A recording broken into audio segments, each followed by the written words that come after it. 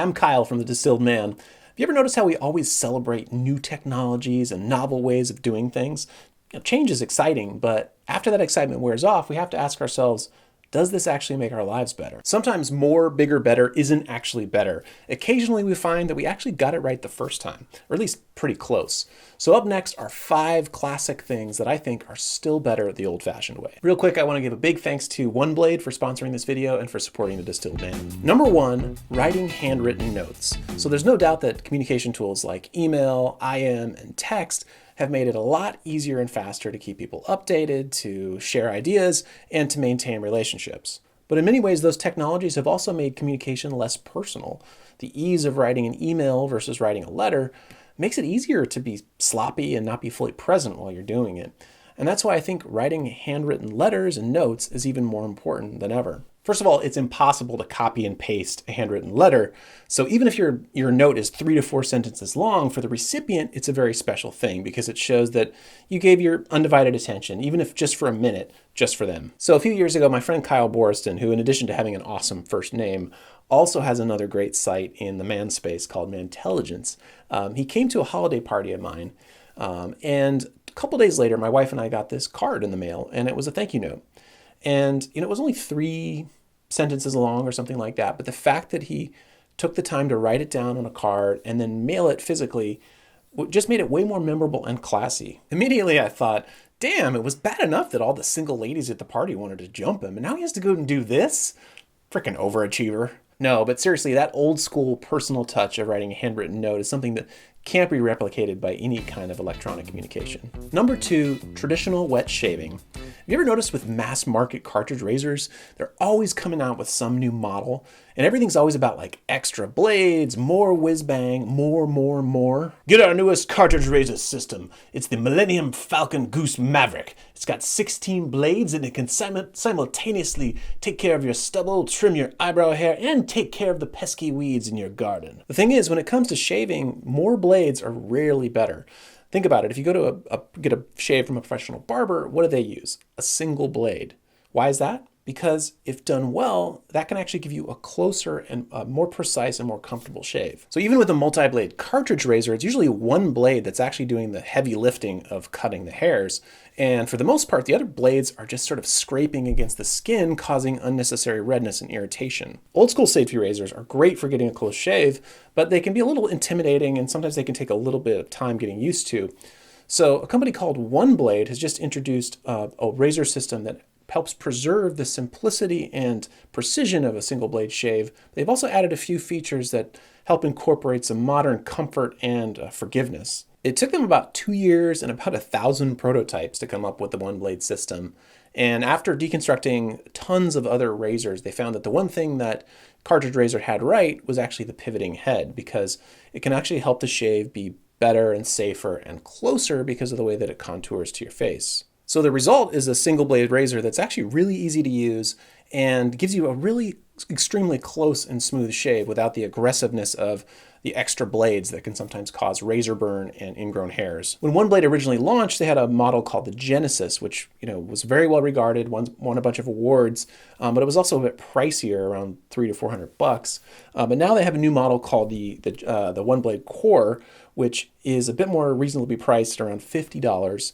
And I actually think it's a really good transition razor from going from a cartridge to wet shaving, because it gives you very much the feel and precision of the single blade razor, but you also get a little bit more of that ease of use that you get from a cartridge razor. So aside from kind of the sleek look of the razor, it still feels very much like an old school safety razor. It's got a solid aluminum core and it feels really well balanced and weighted. So since I have a beard, I don't actually shave with a blade that often, but when I do, I'll use my double-edged safety razor. And sometimes it can be a little bit cumbersome getting the blade on. So one thing I like about the core system is that it's a single edge blade, so it's a little bit easier to put on without sort of cutting your fingers. And then it also has an audible click when it goes in, so it's easy to know that you've got it in there. So you can tell that the guys at OneBlade firmly believe that less is more. I mean, I like the fact that after all that R&D and after all that time spent, they didn't overcomplicate the design with a bunch of extra features and bells and whistles. Instead, what they did is they doubled down on something that they knew already worked, which is the classic single blade system, and they just made it easier and more comfortable to use. By the way, if you're interested in checking out the Core Razor, they actually have a Core Razor starter kit that includes the Core Razor, a display stand, a premium shaving brush, moisturizing shave cream, post-shave repair gel, and 30 feather blades.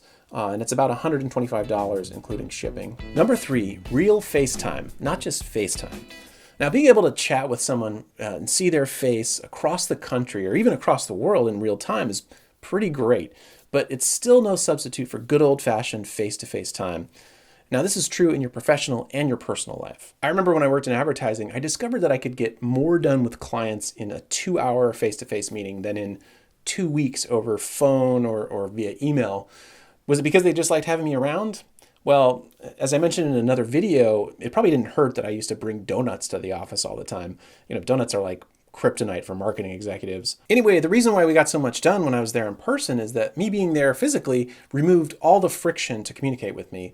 Essentially, normally, if they wanted to start a new project with me, they'd have to, think about it, kind of figure out what they wanted to do, type an email. And in some ways that can be a barrier to timely communication. But with me there in person, it was a lot easier for us to just chat about the project casually and help them formulate their thoughts even before we got started. Of course, it's pretty obvious that face-to-face time is great for personal relationships too.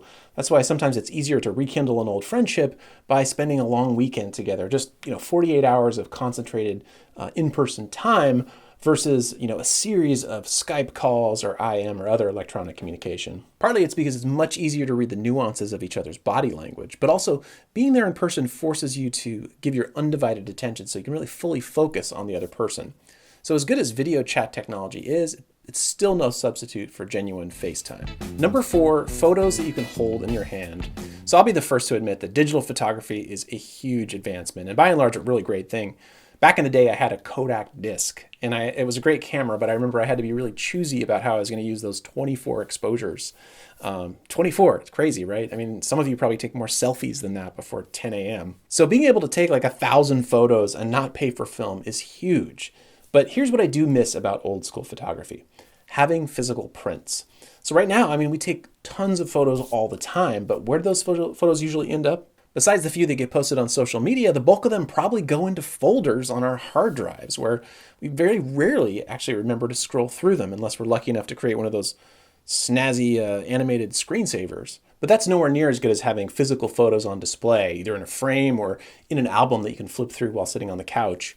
That's why whenever possible, my wife and I try to make physical prints of our digital photos or try to make those pre-printed booklets, especially if it's a special occasion like pictures from a vacation. There's still nothing like having real physical photos around your house. Obviously they're a great memory of special times and they're a great conversation starter with visitors. Number 5, staying connected to local merchants.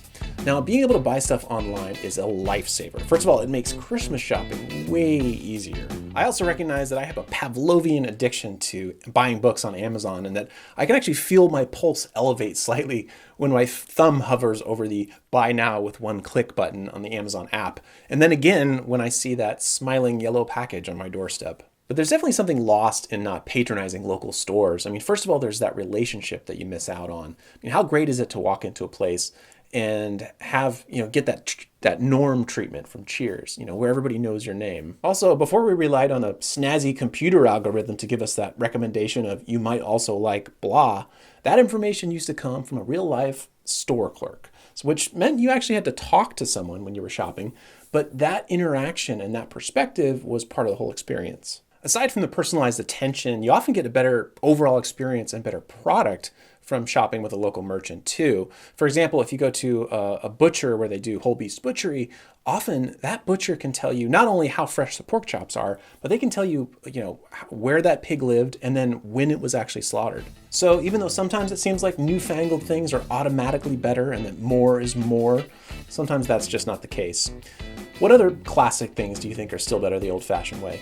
Leave me a note in the comments below. Once again, big thanks to our sponsor, OneBlade, for making this video possible. And if you're interested in checking out the OneBlade Core Razor system, I'll go ahead and leave a link to that in the description below. And finally, if you want to see more videos like this, you can subscribe to my channel. And you can do that by hitting the Distilled Man logo, which should be somewhere right around here, I believe.